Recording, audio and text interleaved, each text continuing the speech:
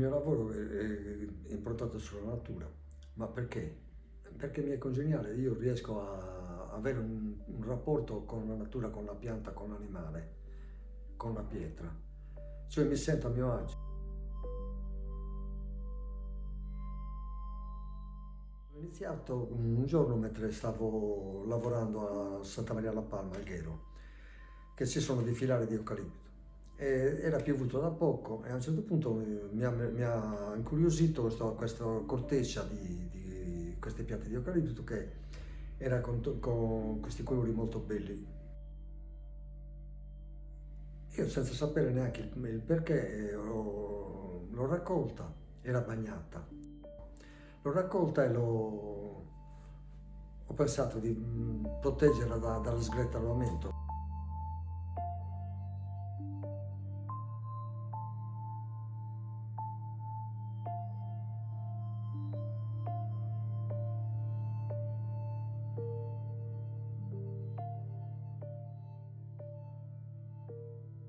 Ho voluto realizzare dei libri dove c'è la possibilità, ho aperto questo graduato di fico d'India, essiccato e ho cercato di aprirlo con delicatezza, fare in modo che queste pagine che non si rompessero.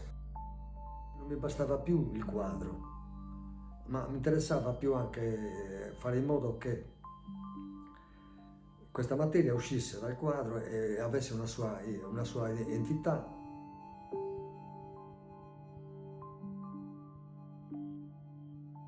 Piantare una pianta e costruire un quadro è la stessa cosa, né più né meno. Io quello spazio dove io pianto una pianta lo vedo in funzione a un domani. È un po' simbolico come racconto perché equivale a stare attenti alla natura, non calpestarla, non fargli del male.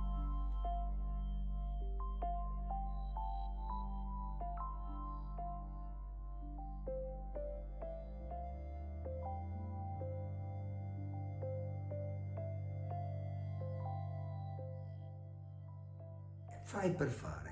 Tu quando vedi le piante, l'orto che cresce, io sono già... È come il quadro, una volta fatto. Per me il mio rapporto col quadro è una volta che io, dopo che lo termino, lo guardo, ecco, da lì, da quel momento lì, non esiste più.